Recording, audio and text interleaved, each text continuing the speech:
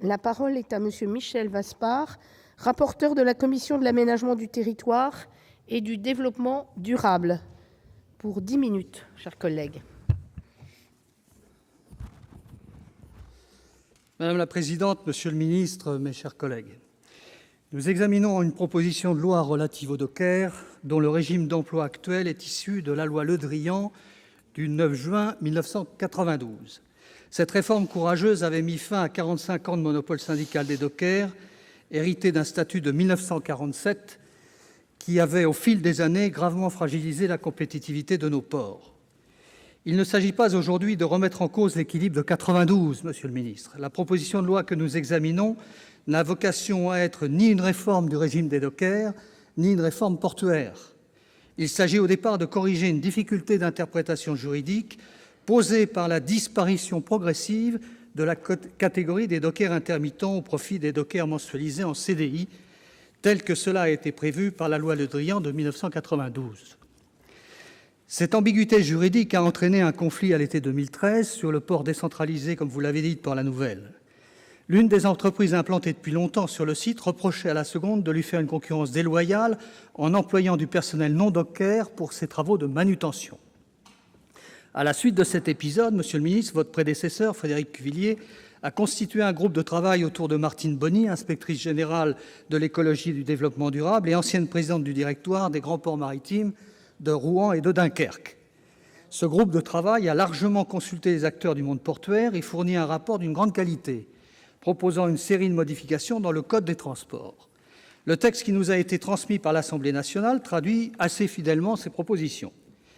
Notre commission de l'aménagement du territoire et du développement durable est favorable au toilettage, qui vise à décorréler la priorité d'emploi et la présence de dockers intermittents sur une place portuaire, puisque ceux-ci sont en voie de disparition. Il est indispensable de lever l'ambiguïté juridique qui est à l'origine de l'affaire de Port-la-Nouvelle. Tous les acteurs en sont conscients. Le problème est que cette proposition de loi ne s'arrête pas là.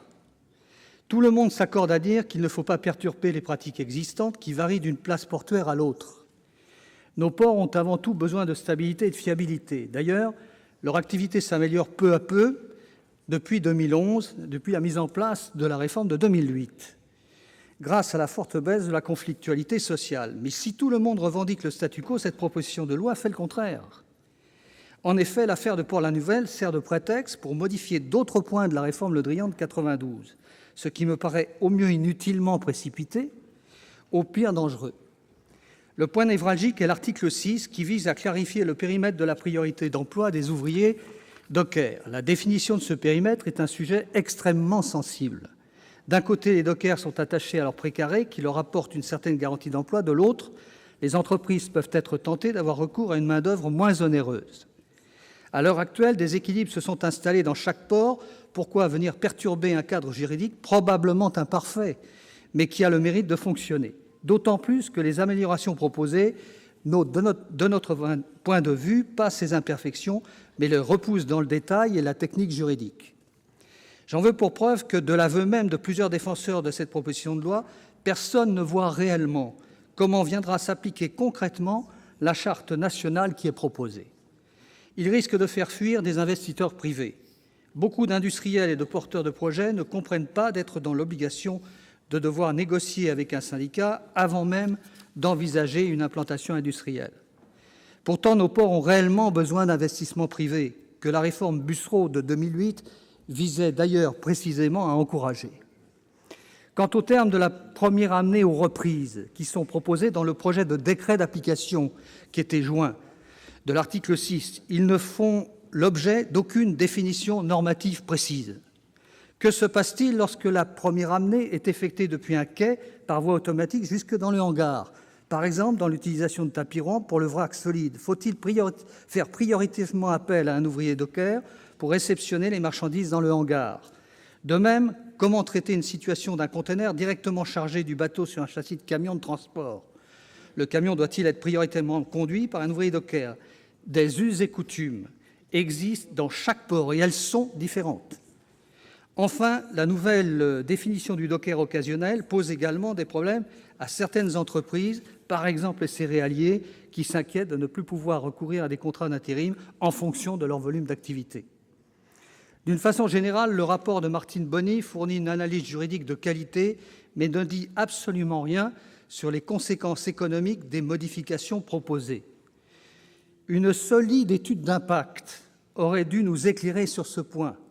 Or, Monsieur le ministre, vous avez choisi de déguiser un projet de loi en proposition de loi, de surcroît en procédure accélérée, alors qu'aucune urgence ne le justifie et nous prive par conséquent de ces éléments précieux.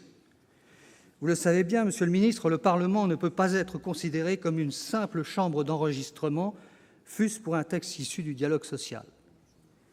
Nous attendons une analyse port par port de l'impact des modifications qui sont proposées. C'est seulement à l'aune de ces éclairages que nous pourrons voter en toute connaissance de cause. Des modifications qui risquent de perturber les fragiles équilibres économiques et sociaux de nos ports. Vous ne pouvez pas non plus prétexter d'une quelconque urgence européenne. Contrairement à la Belgique ou à l'Espagne, à ma connaissance, notre réglementation n'a pas fait l'objet de mise en demeure de la Commission européenne.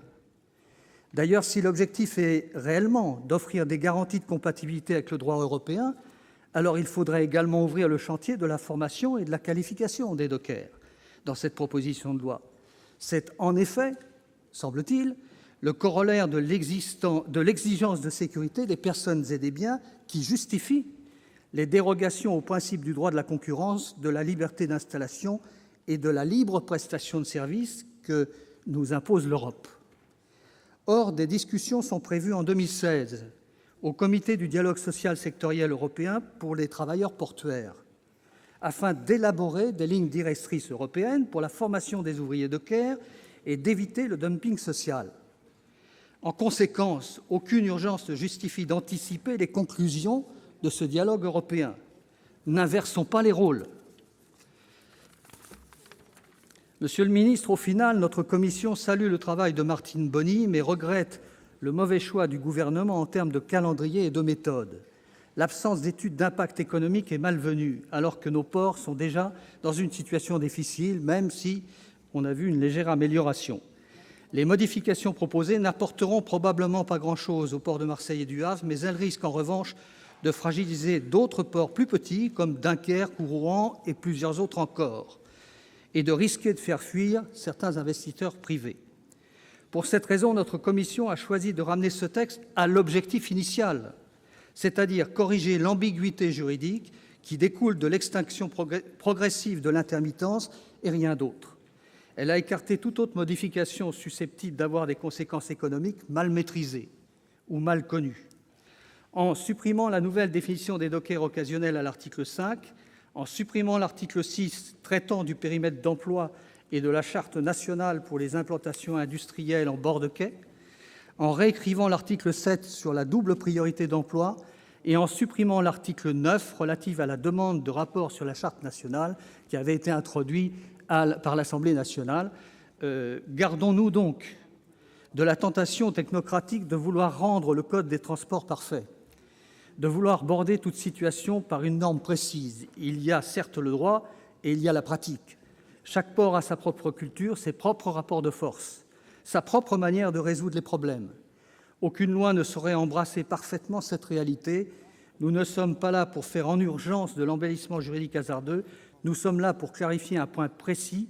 Sachons préserver ce qui fonctionne. C'est avant tout la stabilité de nos ports qui en a besoin. Il sera temps, après toutes ces négociations qui vont s'ouvrir, de présenter au Parlement un projet de loi en procédure normale, avec bien entendu l'évaluation de toutes les conséquences en matière économique pour les entreprises installées sur les espaces portuaires comme pour les entreprises utilisatrices de ces espaces, afin de garder l'objectif essentiel: sécurité, formation, développement de l'activité et donc développement de l'emploi. Je vous remercie. Merci, cher collègue.